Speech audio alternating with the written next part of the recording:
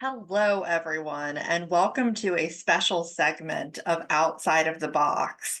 Now, as you know, the show has been going on for 2 years at this point. So I thought at the 2 year mark, it might be time to change it up and try some new segments that we have never tried before. So I hope that you enjoy these segments, and let me know what you think.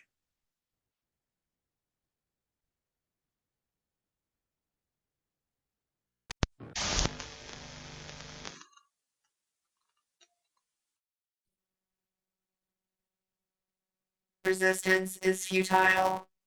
Give in. Watch these segments. Resistance is futile.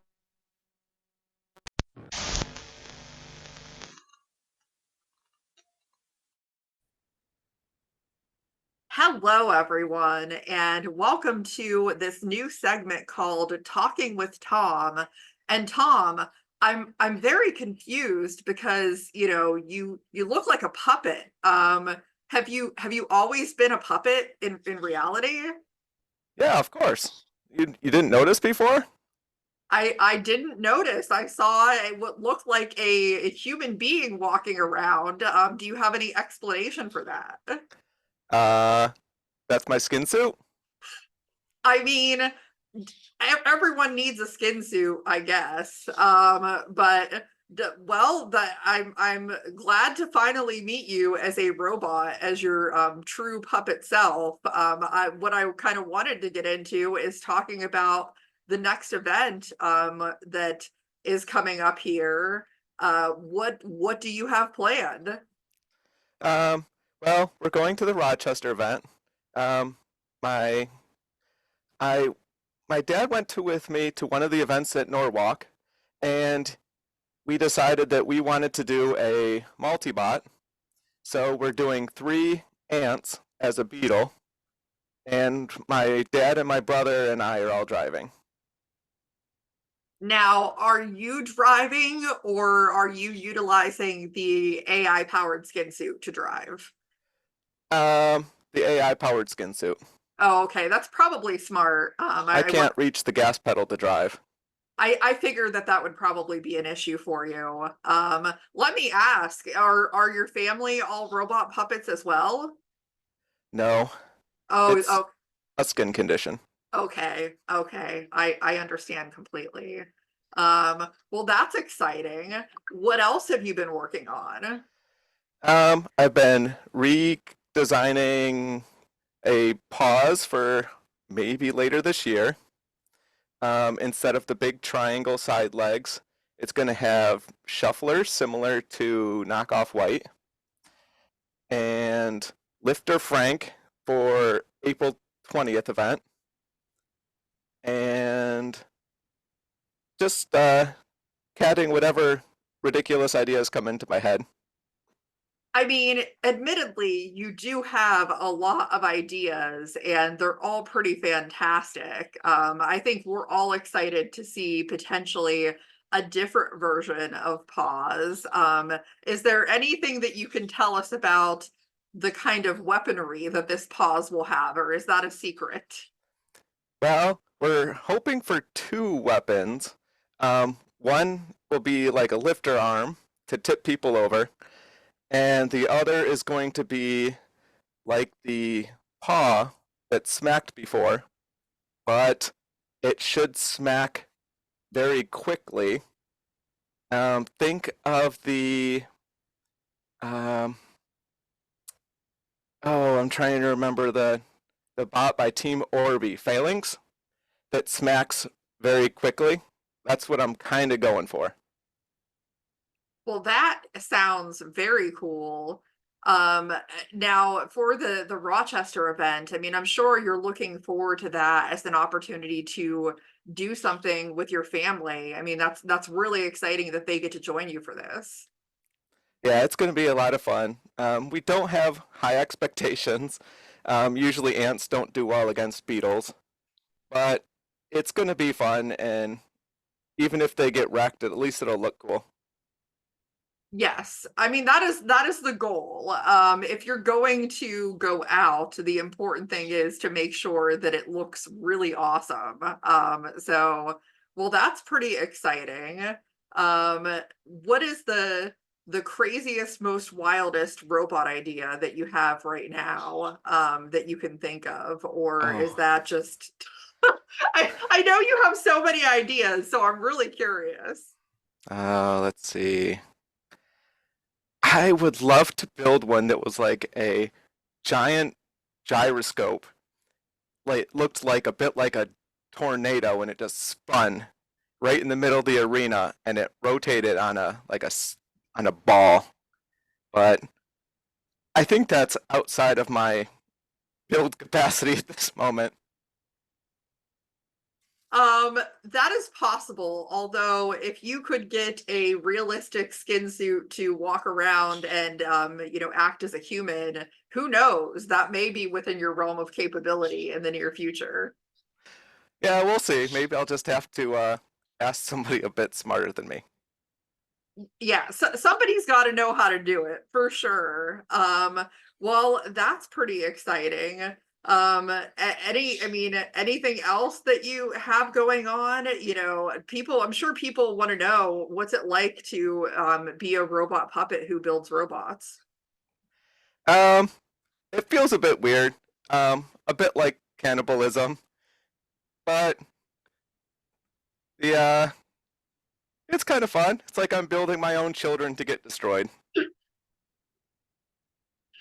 That is certainly one way to put it. Well, I'm excited to see what you come up with. Obviously, you always have such great, fun, whimsical ideas, and I'm sure that people will enjoy to get to see the real you, Tom.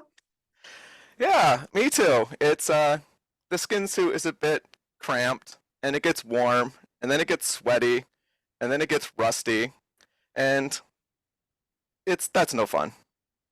Exactly, exactly. Well, I hope everyone enjoyed this little preview of Talking with Tom, and we will see you next time. Bye. Hello, everyone, and welcome to my new segment called Cooking with Corey. Now, you may know Corey for making super destructive robots, but we're not going to talk about that today. We're going to talk about cooking. And Corey has a very sophisticated Italian recipe that he is making right now and is going to talk through that. If you think I have a dynamite robot, wait till you see this dynamite recipe. I wanted to go true Italian, so I'm going nothing better than pasta in a box with some red sauce. Nothing more Italian than red sauce from a jar. That is true. Now, that sounds like an extremely exotic meal, Corey. How did you come up with this? Well, you see, one day after work, I was really hungry. Instead of calling my grandmother, who's off the boat Italian, I went to Shaw's and I picked up these delicious ingredients. And I asked the clerk there, "What can I cook?" They said, "Do you want Italian? You want true Italian?" So they gave me the pasta. They gave me the red sauce. They even suggested Parmesan cheese from the container. So I said, "You know what? That sounds good. I need a little bit more." However, they said, "What's better than three cheese breadstick?"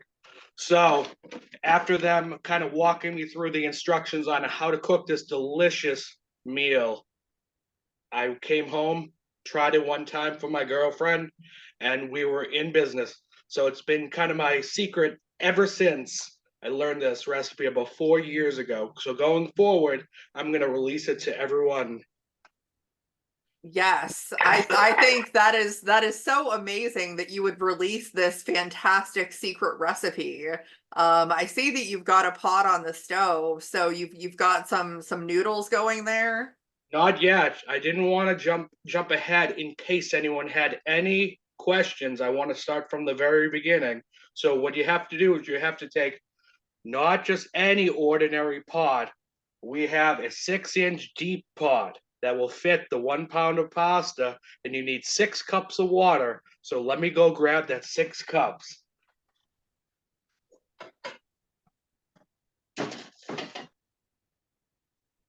All right, that looks about like 6 cups. So let's empty the pasta. Okay, we're gonna start the flames. It says to go to medium, but I want to cook it faster, so I put it for high, because then you can get a meal that's supposed to be done in, let's say, 12 to 14 minutes. You can get it done in 30 seconds. All right, I already had the oven started before this even this video even started. It's supposed to be 450. So I'm gonna put them in right now because it's ready to go. Okay. So the pasta is currently cooking right now. We want to bring it to a boil. However, because I have it set for higher temperature, I can put the pasta in right away without it even needing to have to boil. Make sure it sticks and cooks faster. We're gonna add a little bit of salt. That is just a little bit of salt right there. A little pinch, I think. I don't know. It looks good enough, so we're gonna mix that salt in.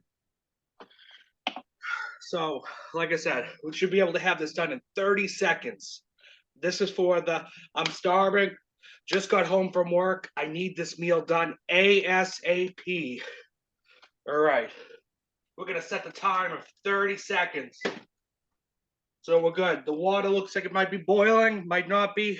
We're gonna find out. All right, while that's cooking, I'm gonna open up this special jar. Smells delicious. I'm ready to go. We're gonna while that's cooking, we're gonna take off the plastic seal of the Parmesan cheese.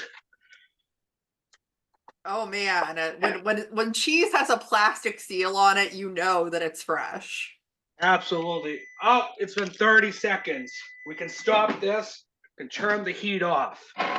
So what we're gonna do now is we're gonna drain that water.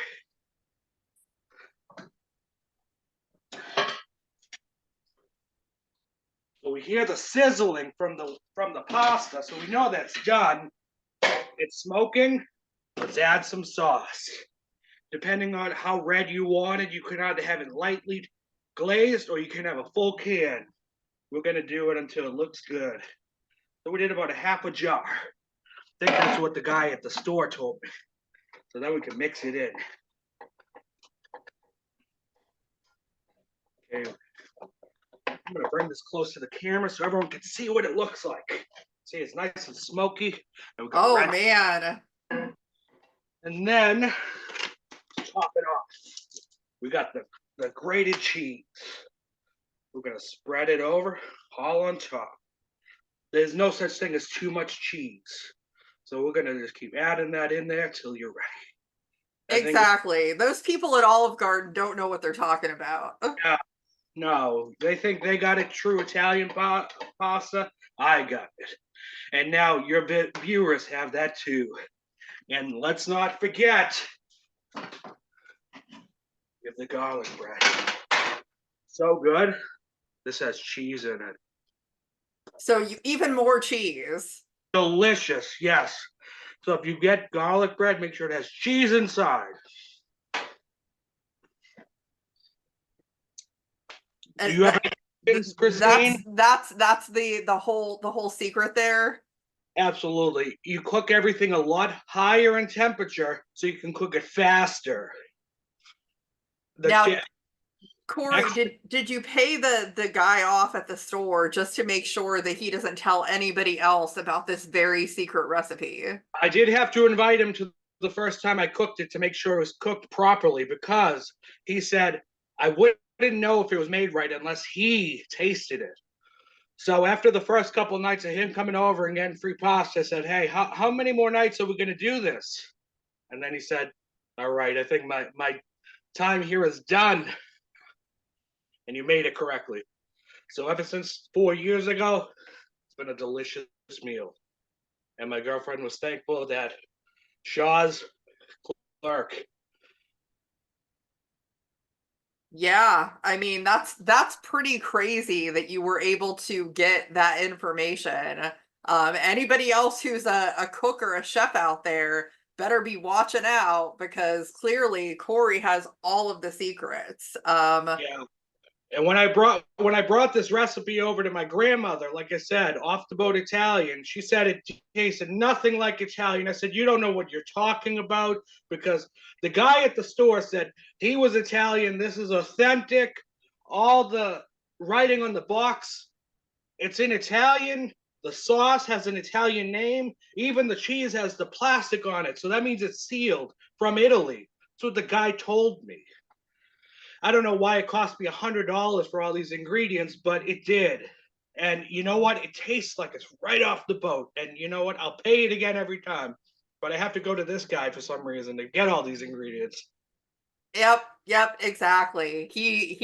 Unfortunately he has to charge a premium rate because they're just too good of ingredients. Well, I'm sure that it just transports you directly to Sicily every time that you eat this meal. Absolutely. We're not talking about the northern Italians. We're talking about the southern Italian people, the folks from Sicily. We have to make sure that we're specifying because we don't want to mix the two up. Yep, exactly. Very, Then, very different styles and traditions. yeah, and they call it al dente. I like a little bit of crunch in my noodles when I'm eating them. I want to know that I'm actually biting into a nice solid noodle. None of that squishy, floppy noodle. I want the crunchiness of a noodle that it's supposed to be like that. And see, this makes sense though, because Corey, you like some crunchiness in your noodles, just like you like to cause crunchiness in your robot when synthesis hits another robot. It's all about that crunch. Exactly. And I mean, nothing says Italian like a nice crunchy noodle. Absolutely. Well, I hope that everybody enjoys this little preview of this segment, and I'm sure that we will have more very authentic, fancy recipes from Corey in future installments of Cooking with Corey. And next week on Cooking with Corey, I'm going to show you how to skin a chicken so we can have that nice, fresh tasting chicken, not from the store or from the freezer, but right off the chicken. Yep, exactly. That's the best way to eat the chicken. So, Absolutely. I mean, there's nothing more tender than a chicken that you just skinned. yep. Well, you said it, Corey. So, we will check everybody out next time on this segment. Hello, everyone, and welcome to another one of these new segments that I have. And I can't stress the importance of this particular segment, which, as you can see, is called Kaiju with Kinikitsu. And I have Jay here. Now, you may or may not know, I don't know how you wouldn't know because people like you, I'm sure you've seen on the news that the kaiju are coming to do whatever to the planet, and Jay has done such impressive work with these walker robots that the world governments have come to Jay to create giant robots to defeat the kaiju. So I have to know, Jay, like how has this been for you? Well, thank you very much for the introduction, Christine. I really appreciate that. As you know, this has been taking up a lot of my time. Before this happened this week, I was an engineering student at The Ohio State University. But unfortunately, seeing as the campus has been completely destroyed, I am now an affiliate with the Department of Defense, and we are doing our best to contain the kaiju threat. And it's really an honor to just help out with this this PSA, because I believe that it's important to keep people safe. It has been stressful, but we'll get through this together, I think.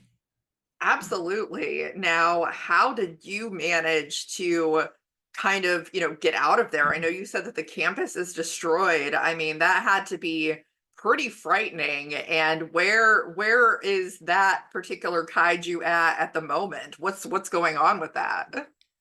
So the identified kaiju is currently classified. I can't disclose any whereabouts or containment techniques at the time. However, the official statement is that subject B 709402621 was apprehended through robotic means on American soil. I was not present at the time of the attack, and as such, avoided any tragic misfortune. I have since been relocated to an underground bunker and recreated my entire set from scratch using the materials available. This is to create a sense of familiarity and comfort to the viewers and ensure that no panic ensues these statements. That's not what we want. Rest assured that all of you are completely safe unless you live near water or a mountain or a forest or fields, specifically for soybean cultivation. Rivers are dangerous as well. Buildings larger than 10 feet tall. Schools specifically. Coffee shops. Banks. Roads. Harbors. Airports. And national parks. It sounds like that list is pretty inclusive of a lot of places. Approximately 95% of the continental United States, yes. Gotcha. Okay. Well, congratulations to the 5% that it does not, none of those things apply to. Now, I don't know if this is also classified, but how many more of these kaiju can we expect to see? The number is currently in the air. We're not sure, but I assure you that all government resources have been directed to tallying and quantifying this threat in a rational manner. We have allocated an entire 0.5% of taxpayer dollars to the imminent destruction of American property, which I believe is generous. And know that we have postponed the tax season, recruiting the IRS to do the accounting for us. At present, we have confirmed there are at least one.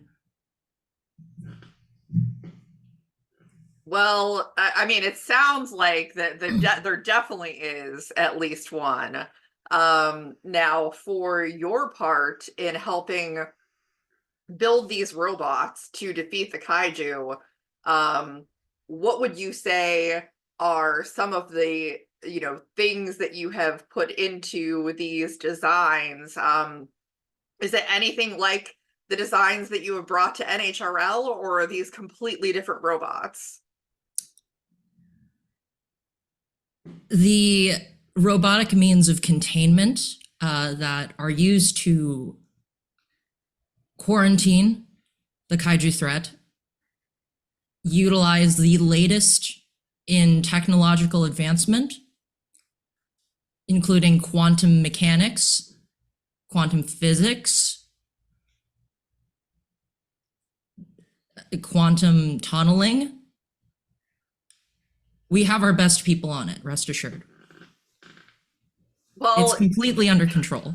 You are definitely one of the best people, which is obviously why you are on this assignment. Approximately how many robots have been built to deal with this threat? Initially, we tried using large swarms of robots in sort of a drone situation. Unfortunately, we ran out of money quite quickly. We squandered $13 billion on unmanned drones and decided, after failing to contain a kaiju with one, we decided to take a different approach. And we have now taken another $13 billion and put that into planning meetings where we plan out ideas for what we should do next. Please ignore the rumbling that's going on. That's maintenance. That's purely for maintenance. Guys, can you check? Okay. We can't, guys, we can't do this while we're on the podcast. We're supposed to make people feel safe. Just get it to stop. Okay, thank you. Thank you. I'm unmuted now. Yes, you are unmuted now. So, is there anything that people should be watching out for to signal that a kaiju threat may be approaching them? Yes, we've been working with the CDC in order to contain and inform the public about this crisis to public health. And I would like to recommend everybody stay inside, wear your mask, even inside. In encroaching kaiju, you'll often be able to see visually as a giant monster walking towards you. That'll be a pretty good indicator. The ground will start to rumble and shake a lot. Walls may lose their structural integrity if one is near enough. Usually, if it's within the vicinity, there's a smell, probably, I think. Yeah, there's probably one. People might be screaming. That's a good one.